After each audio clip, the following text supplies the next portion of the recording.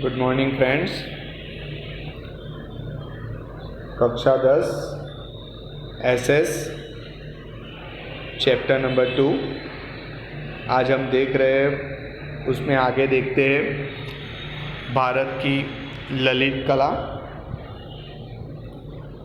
गायन, वादन, नर्तक और विविध पात्रों की वेशभूषा धारण करके किसी कथा या प्रसंग का अभिनय करना भारतीय संस्कृति की विशिष्टता रही है।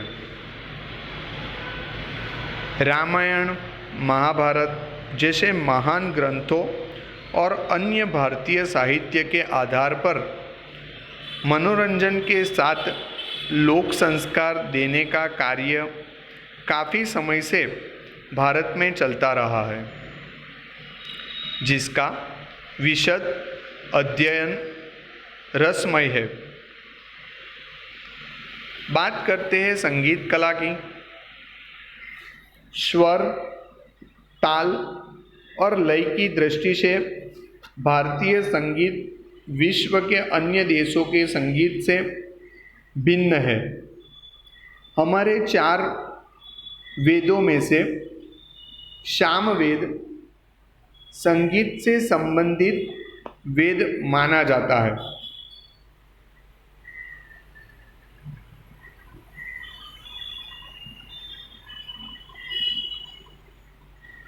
सामवेद की ऋचाओं को संगीत के साथ तालबद्ध ढंग से गाना होता है।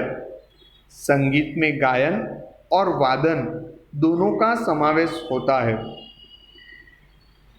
संगीत में शायद आप लोगों ने सीखा होगा, संगीत की शुरुआत होती है सा रे ग म प ध नी, और उसमें इस तरह से आगे जाके सा रे ग म प ध नि सा सा नि ध प म ग रे सा, ये सब ऐसे संगीत के मुख्य 7 स्वर है। सा रे ग म प ध नि। अपने संगीत को मुख्य रूप से शास्त्रीय संगीत और लोक संगीत 2 भागों में बांट सकते हैं। संगीत के 5 राग हैं: श्री, दीपक, हिंडोल, मेल और भैरवी। ऐसा माना जाता है कि ये 5 राग भगवान शंकर के मुख से उत्पन्न हुए हैं।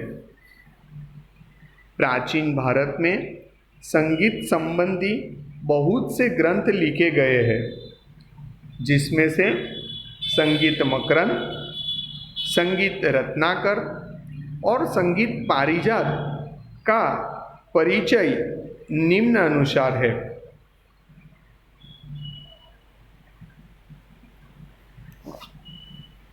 प्राचीन भारत में संगीत संबंधित ग्रंथ कौन कौन से हैं, ऐसा आपको सवाल पूछा जा सकता है। तो आपको लिखना है संगीत मकरंद, संगीत रत्नाकर और संगीत पारिजात। अब हम आगे देखते हैं। आप देख सकते हो संगीत के साधन आपको दिखाई दे रहा है। यहाँ पे आप देख सकते हो रुद्र वीणा है, यहाँ सितार, तानपुरा और सारंगी। ये सब आपको बहुत बड़ी कोई संस्था होगी उसमें आपको देखने को मिलेगा संगीत के साधनों। ये सब सारे साधन बहुत गहरी संगीत जो अभ्यास करता है वही रखता है। अब हम बात करेंगे पहले तो संगीत मकरंद। संगीत शास्त्र के जानकार पंडित नारद ने ईस्वी सन 900 के आसपास संगीत मकरंद का नामक ग्रंथ लिखा था, जिसमें 19 प्रकार की वीणा और 101 प्रकार के ताल का वर्णन किया गया है। संगीत मकरंद फिर से देखते हैं। संगीत शास्त्र के जानकार पंडित नारद ने ईस्वी सन 900 के आसपास संगीत मकरंद नामक ग्रंथ लिखा था, जिसमें 19 प्रकार की वीणा और 101 प्रकार के ताल का वर्णन किया गया है।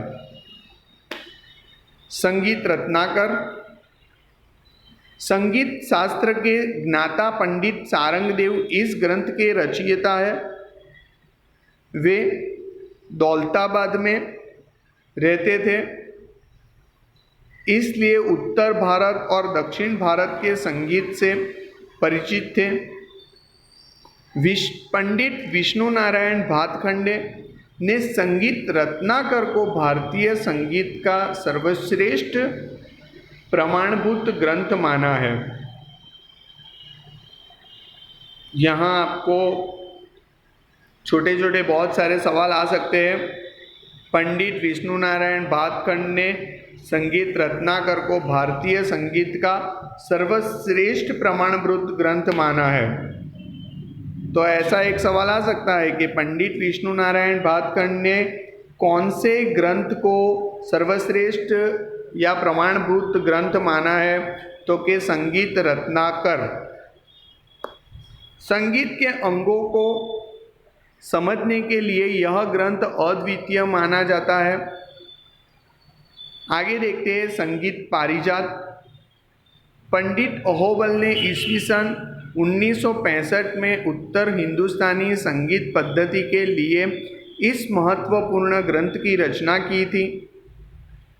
उन्होंने विविध रागों का एक महत्वपूर्ण लक्षण बताया था कि सभी राग एक दूसरे से अलग अपना स्वतंत्र अस्तित्व और विशिष्टता रखते हैं। उन्होंने 29 प्रकार के स्वरों को बताया है। अलाउद्दीन खिलजी के समकालीन अमीर खुसरो संगीत और शायरी के क्षेत्र में अनेक योगदान के कारण टूटिए हिंद के रूप में प्रसिद्ध है। अलाउद्दीन खिलजी के समकालीन अमीर खुसरो संगीत और शायरी के क्षेत्र में अनेक योगदान के कारण टूटिए हिंद के रूप में प्रसिद्ध थे। 15वीं और 16वीं सदी में भारत में भक्ति आंदोलन शुरू हुआ। उस समय सूरदास, कबीर, तुलसीदास, चैतन्य महाप्रभु, मीरा और नरसिंह मेहता के भजनों और कीर्तनों से देश में भक्तिमय वातावरण बन गया था।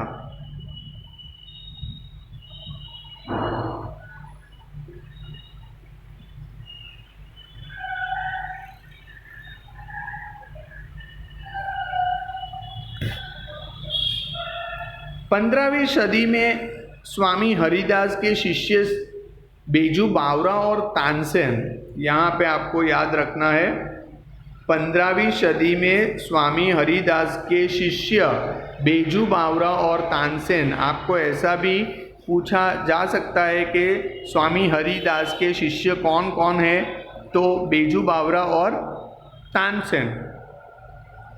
बेजू बावरा और तानसेन के गुरु कौन थे? स्वामी हरिदास। वो कौन सी सदी में हो गए थे? 15वीं सदी में। तो एक सवाल ऐसा भी आ सकता है कि 15वीं और 16वीं सदी में भारत में भक्ति आंदोलन शुरू हुआ, उस समय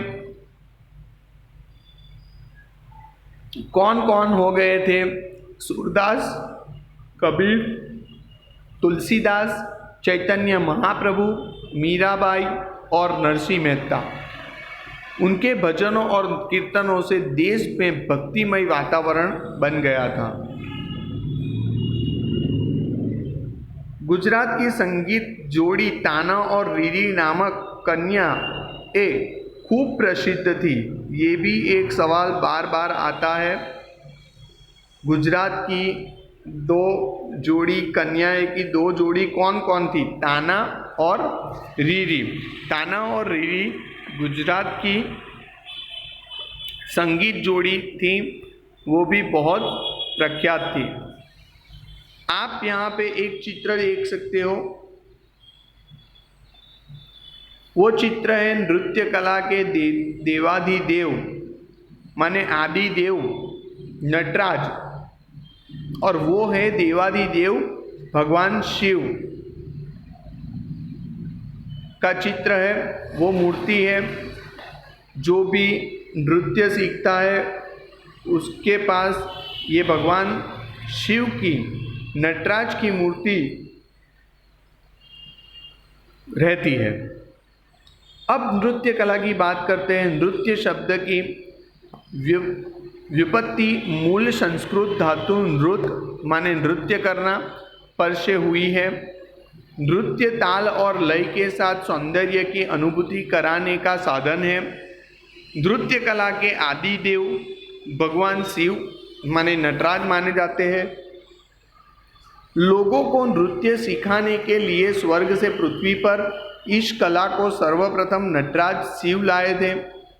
ऐसी मान्यता है। भारत के शास्त्रीय नृत्य के प्रकारों में भरतनाट्यम, कुचिपुड़ी, कथक, कथकली, ओडिसी और मणिपुरी मुख्य है। यहाँ पे भी एक सवाल आ सकता है, भारत के शास्त्रीय नृत्य के प्रकार कौन कौन से हैं? भरतनाट्यम, कुचिपुड़ी, कथक, कथकली, ओडिसी और मणिपुरी। ये सब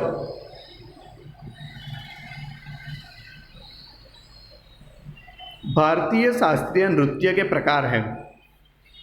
अब हम आगे देखते हैं भरतनाट्यम।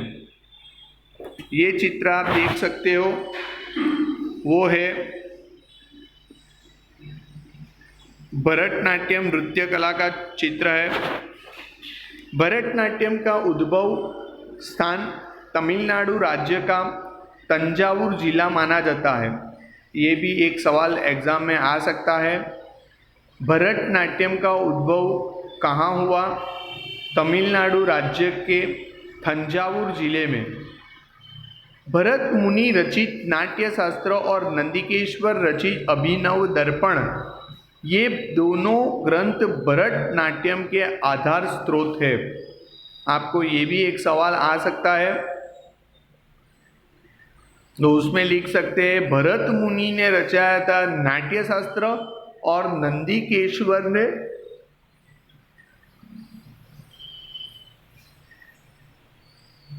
रचा था अभिनव दर्पण।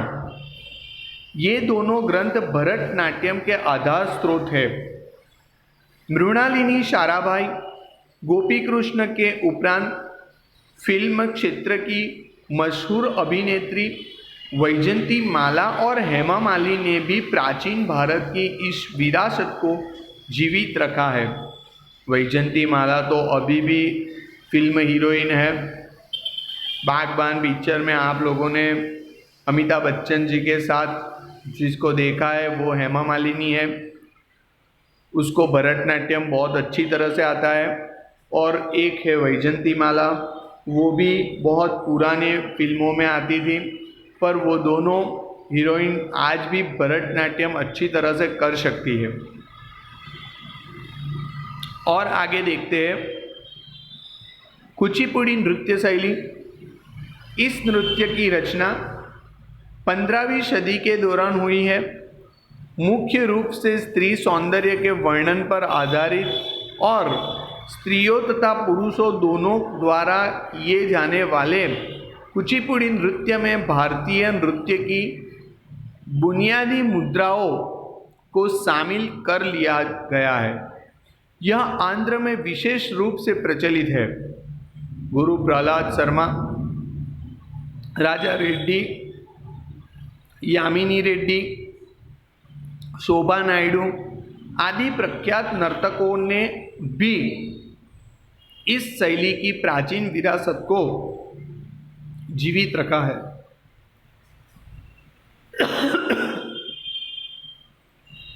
कथकली। कथकली केरल राज्य का प्रचलित नृत्य है। पौराणिक महाकाव्य महाभारत के प्रसंग और संस्कृत मलयालम मिश्रित नाटक बाद में कथकली कहे गए। कथकली की वेशभूषा घेरदार सुंदर कपड़ा वाली होती है। उनके पात्रों को पहचानने के लिए अनेक चेहरे पर विशिष्ट मुखाकृति को समझना पड़ता है। इस नृत्य में नट कलात्मक मुकुट धारण करता है। नृत्य प्रस्तुति के समय एक ही तेल के दिए से रंगमंच प्रकाशित रहता है।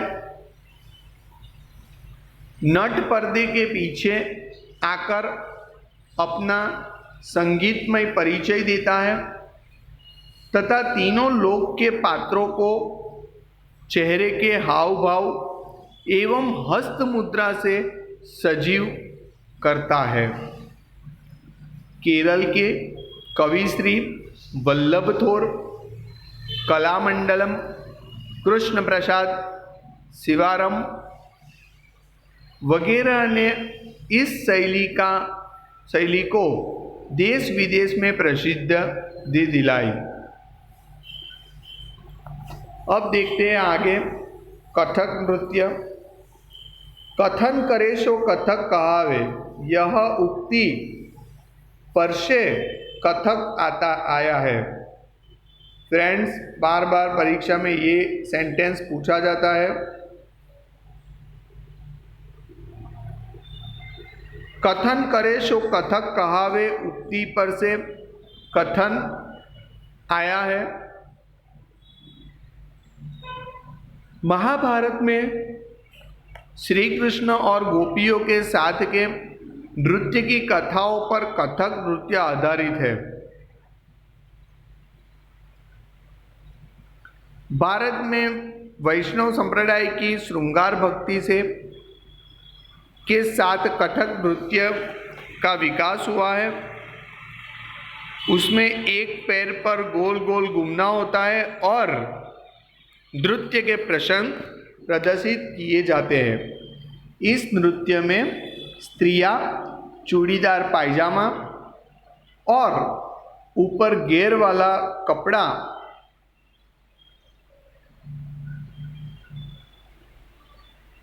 वस्त्र पहनती है। पंडित श्री बिरजू महाराज, सितारा देवी और कुमुदिनी लाखिया आदि ने इस कला को जीवित रखा है।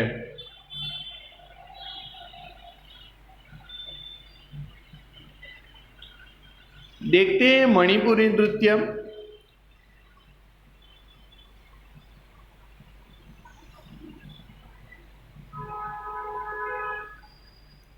आप चित्र देख सकते हो, वो मणिपुरी नृत्य कला का है। एग्जाम में ये भी आ सकता है फ्रेंड्स, ये आपको ध्यान में रखना है। ये चित्र कौन सा नृत्य है? मणिपुरी नृत्य। अब उसके बारे में 4-5 सेंटेंस लिखो, ऐसा भी कहा जाता है। तो हमें लिखना है, मणिपुर की प्रजा हर उत्सव के प्रसंग पर नृत्य करती है। मणिपुरी नृत्य शैली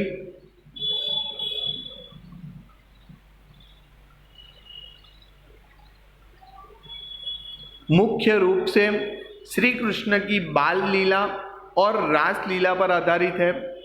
मणिपुरी नृत्य शैली के लास्य और तांडव 2 प्रकार है।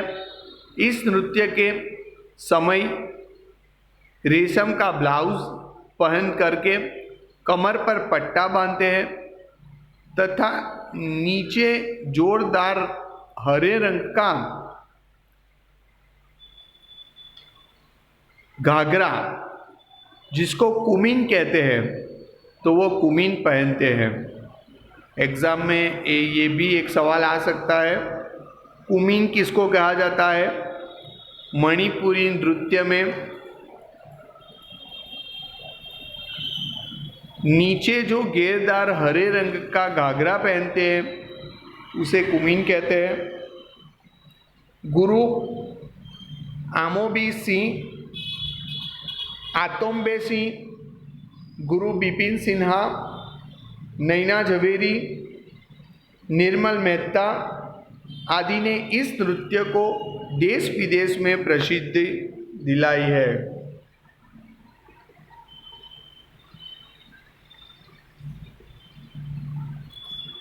बात करते हैं नाट्य कला की।